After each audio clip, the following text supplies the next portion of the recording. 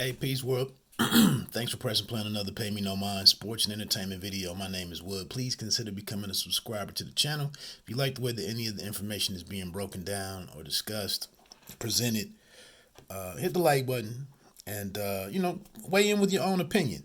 So, look, the story came out yesterday.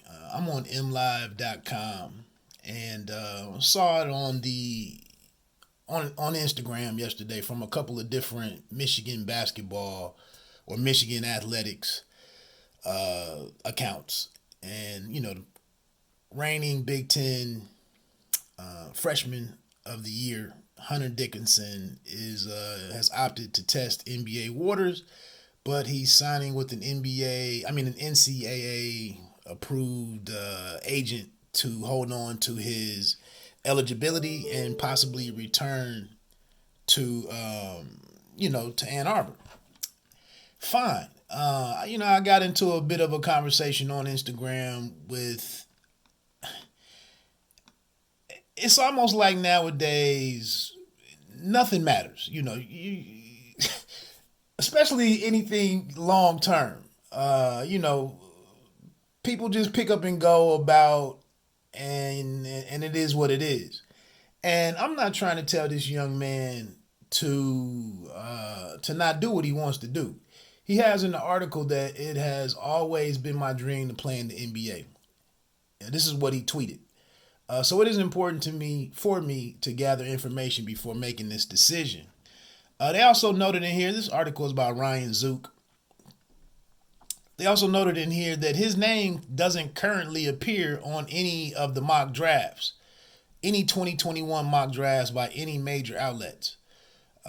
With this decision, the deadline for Dickinson to withdraw from the draft is 5 p.m. July 19th.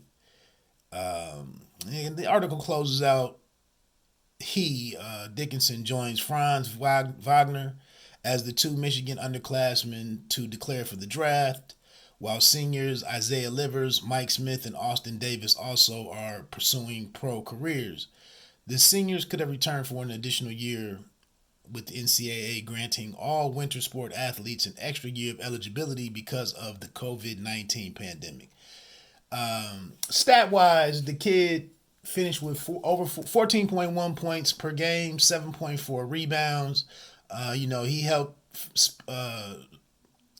He was a major part of the team winning the Big Ten regular season title and then reaching the Elite Eight. He shot 59.8% from the floor and led all Michigan starters. Great, you know. The reason why it doesn't appear on any of the mock drafts, it could be because no one knew what his decision was. Maybe most of the major outlets, it was a consensus that he needed to go back for another year. I know that the team went, in that Elite Eight run, they tried to almost work exclusively through him, feeding the ball to him and allowing him to take the majority of the shots. And it wasn't like he scored, but that's not going to be the game in the NBA. I'm trying not to make this about, the tall, unathletic white guy and none of the stereotypical stuff. We can look at a lot of the recent bigs that went from college to the NBA. And it takes years it takes years for most of these guys to become something. Some of those guys from Duke recently, a lot of those guys haven't really had a big impact on the game. Black and white players. We see the Plumlee brothers, or one of the Plumlees was at Detroit this year. My whole thing was this. You look at the three McDonald All-American kids that are coming to Michigan. It looks like a chance to have a different level of athleticism on the wing and the perimeter, the same thing that we haven't had in recent years.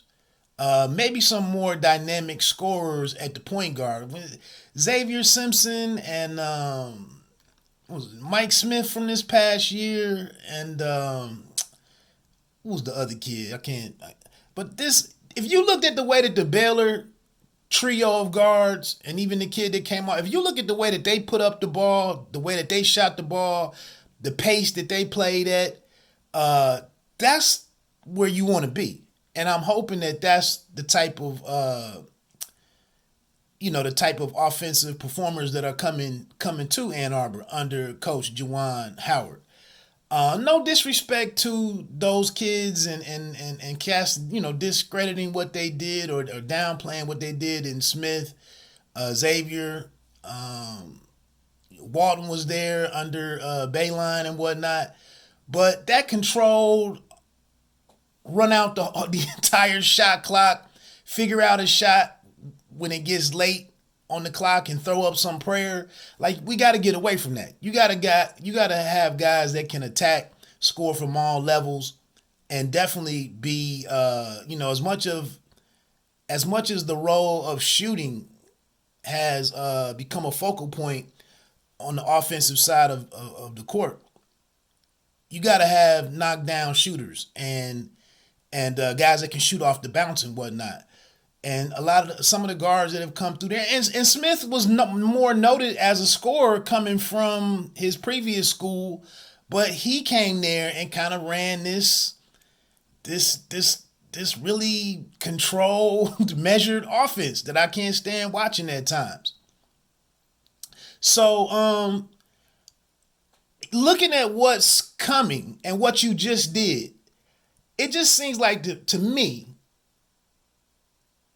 it's a legitimate chance. Like, it should be no less than a Sweet 16 appearance, based on the talent that's coming in, and then him being there. And what I'm getting at is it seems like this would be the perfect opportunity to do something very meaningful in your basketball career, looking at it in its totality. But I have to throw the obvious caveat out there. If you just want to go be a millionaire, if he's regarded as a top 15, top 12 pick or whatever it is, and that's what you want, go get that. It might be best for him to move on, because we won't have him clogging up the lane and whatnot, and there won't be any need to feed the post the way it was done previously. So go do that by all means. But again, a lot of these bigs, I can't even think of the kid that was at Duke like 2 or 3 years ago. It was two of those guys there. One of them went to the Sacramento Kings, I believe. The other one was drafted to Chicago. One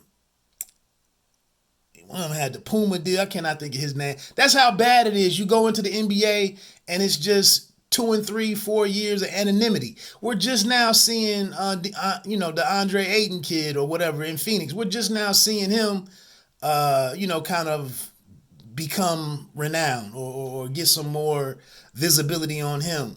But yeah, just it seems like, and I don't know Hunter Dickinson's family situation. I don't know what the finances are of the family, or the economic status of the family is and whatnot. But it just seems, again, like you could really plan on being a part of something meaningful, and that not everybody is. I guess I can sum it up with this: whether he comes out this year or whether he was to come out next year and be in the next draft, I really don't know that it changes much for him 3 to 5 years into his NBA career. But again, if you want to get paid and get the clock going on a contract, to work towards your second deal and to be able to train and work on improving as a professional basketball player around the clock, by all means. But again, it just seems like it's a chance to do. And I don't even want you there for the Wolverines, because I'm a big blue fan, because I'm a Michigan fan. Like I said, you could probably move on, and it's really no drop off if some of these kids are what they are, and so on and so forth. But that's where we are. Like, and it's no looking at at the kid like he doesn't care for his teammates. He doesn't care for Coach Juwan. He doesn't care about the program and the university. None of that whatsoever. I'm not really suggesting that. Again, he said, I always wanted to be in the NBA. And that's kind of where we are with sports nowadays.